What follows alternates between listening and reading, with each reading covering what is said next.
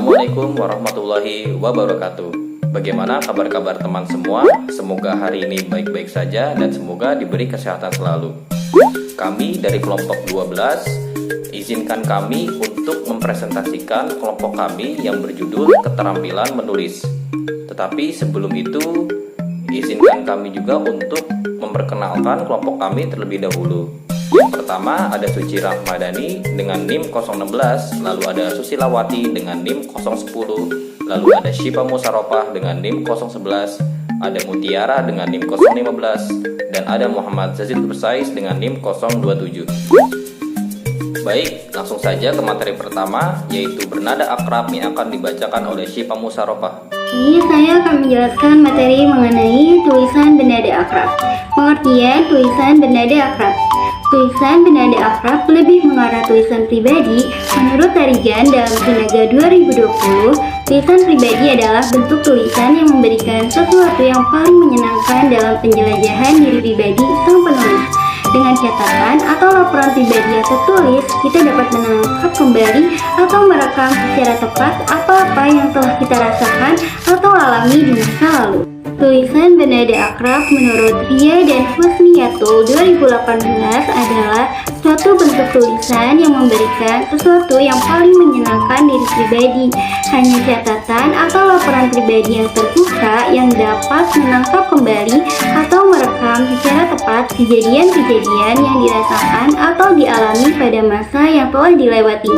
Tulisan pribadi menurut Julia 2018 adalah suatu pernyataan dari gagasan-gagasan serta perasaan-perasaan mengenai pengalaman diri sendiri yang ditulis bagi kesenangan kita sendiri ataupun bagi kepentingan dan kenikmatan sana keluarga atau sahabat karib. Nah, dari beberapa pendapat para ahli dapat disimpulkan bahwa tulisan bernada akrab atau lebih sering dikenal tulisan pribadi adalah bentuk tulisan yang memberikan sesuatu yang paling menyenangkan dalam perjuangan dan pengalaman diri pribadi sang penulis. Selanjutnya yaitu ciri-ciri tulisan bernada akrab. Tulisan bernada akrab memiliki 3 ciri. Yang pertama yaitu penggunaan bahasa yang alamiah, biasa, wajar, sederhana, sejarah yang normal dengan kebiasaan sintaksis sehari-hari. Yang kedua, tulisan bernada akrab hendaknya hidup, bersemangat, lincah, cemerlang, menarik, memikat, memukau, dan menyegarkan. Yang terakhir yaitu tulisan bernada akrab juga harus bersifat ramah tamah, berapi-api, penuh semangat, riang gembira, tidak formal atau tidak ada aturan, bahasanya tidak baku. Selanjutnya yaitu mengenai bentuk tulisan bernada akrab. Tulisan bernada akrab memiliki 4 bentuk, yaitu sebagai berikut. Yang pertama yaitu buku atau catatan harian. Catatan harian umumnya digunakan untuk menuliskan kejadian atau pengalaman pribadi yang mengesankan dalam kehidupan sehari-hari, menuangkan ide-ide unik, maupun sekedar untuk mencurahkan perasaan yang mana nantinya akan menjadi alarm pengingat yang sewaktu-waktu dapat diputar kembali. Yang kedua yaitu cerita yang bersifat autobiografi. Cerita autobiografi bisa cerita tentang pribadi si pengarang sendiri mengenai pengalaman hidupnya sejak kecil hingga dia dewasa yang ditulis oleh dirinya sendiri. Ketiga yaitu lelucon yang bersifat autobiografi. Lelucon autobiografi adalah lelucon-lelucon yang berhubungan dengan riwayat hidup penulis sendiri pada saat berbincang-bincang untuk menggelikan hati para teman atau menarik perhatian mereka kepada peristiwa itu sendiri. Keempat yaitu esai pribadi. Esai pribadi adalah pengalaman pribadi tetapi tujuannya berbeda. Misalnya, sang penulis berbicara mengenai dan bukan hanya sekedar menceritakan atau mengatakan.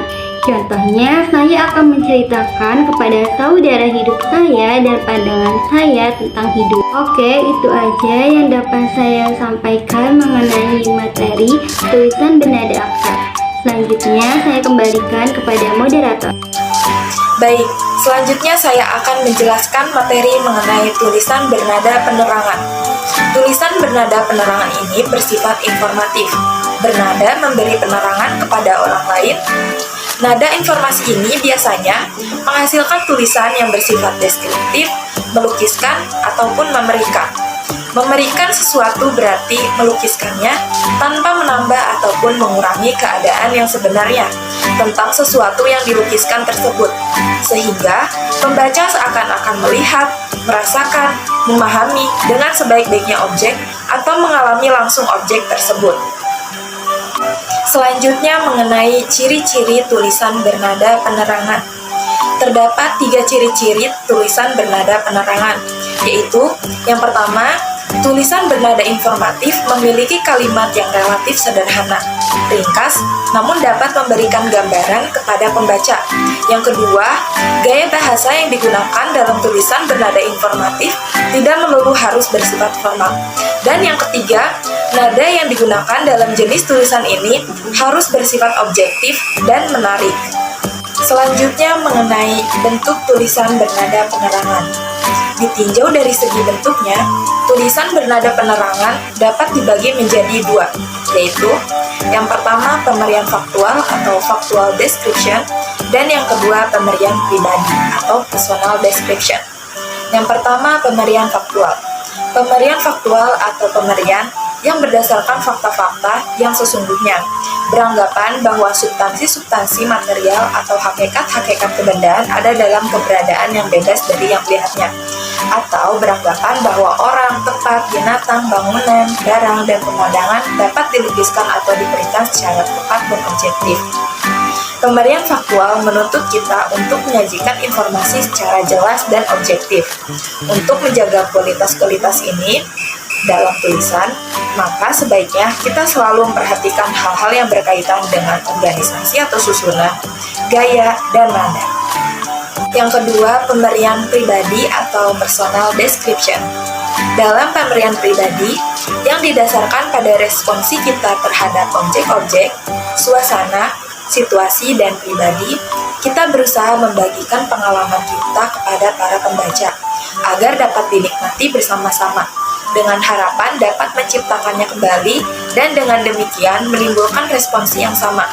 Yang penting di sini adalah cara kita merasakan atau menanggapi pokok tersebut. Gaya dalam pemberian pribadi harus menarik, kalimat-kalimat pembuka yang tegas, dramatik, mengunggah rasa ingin tahu, yang memancing perdebatan, kontroversial, dan tentunya dapat menarik minat pembaca, baik pada awal suatu tulisan pemberian pribadi maupun dalam memperkenalkan paragraf-paragraf pemberian pribadi.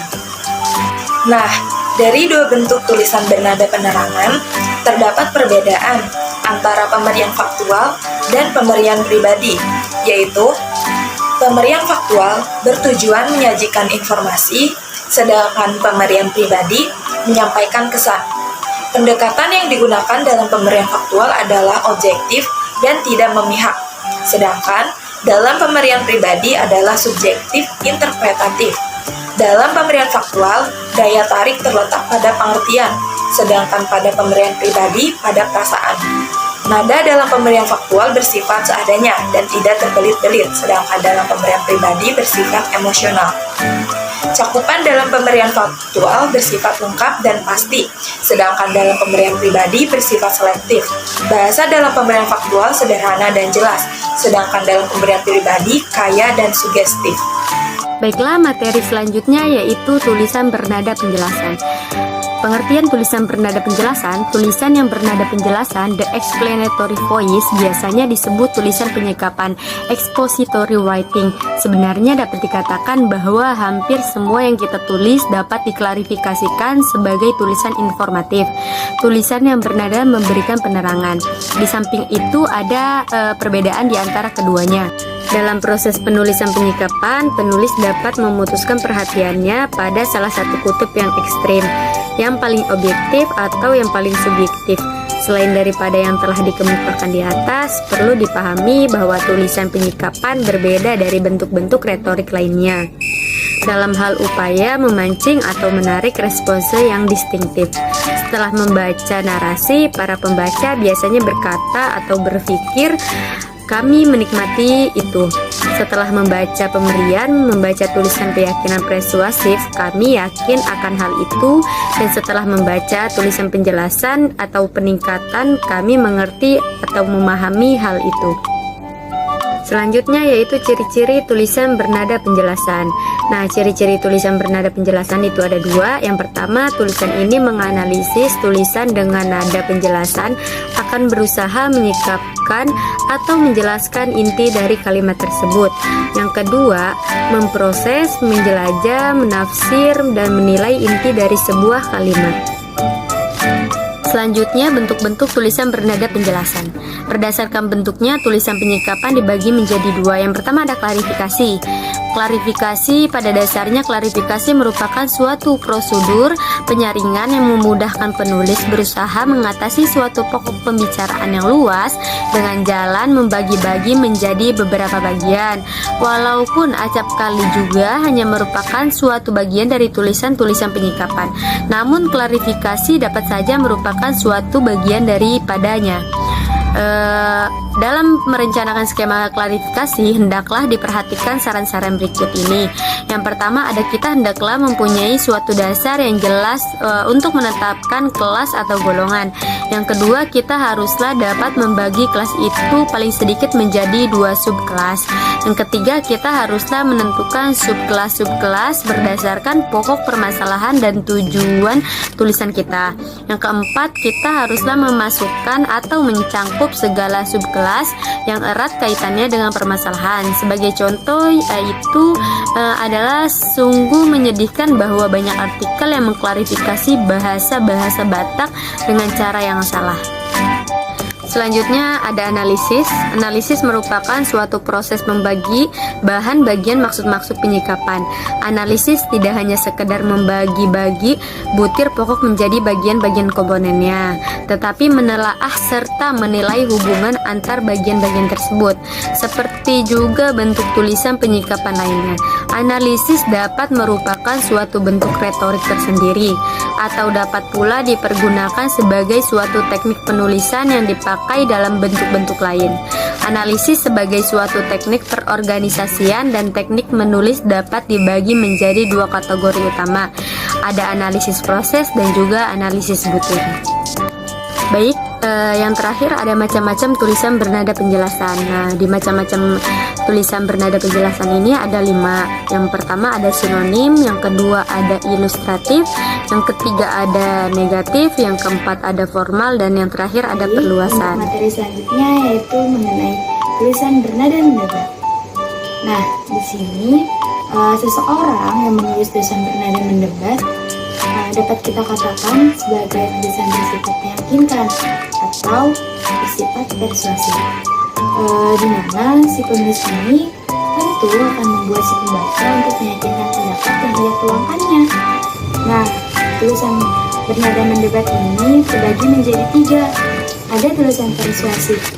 Nah, tulisan persuasif ini adalah tulisan argumen yang dapat merebut perhatian pembaca serta menarik minat, dan juga dapat meyakinkan pembaca bahwa pengalaman membaca merupakan satu hal yang sangat penting. Dan hasil dari tulisan persuasif ini juga tentu dapat menghasilkan sudut pandang yang baru dan dapat diterima oleh pembaca. Yang kedua yaitu tulisan persuasi logis. Nah, persuasi logis ini dapat dikatakan juga dengan argumen. Nah, dalam penulisan argumentasi ini dapat digunakan pada sebuah situasi keadaan yang mendukung, seperti perdebatan dalam proses pembelajaran, pengadilan, dan situasi lain banyaknya. Selanjutnya terdapat juga nih ciri-ciri dalam penulisan logis atau argumentasi. Di sini menurut Kinaza tahun 2007, tulisan argumentasi memiliki ciri-ciri sebagai berikut.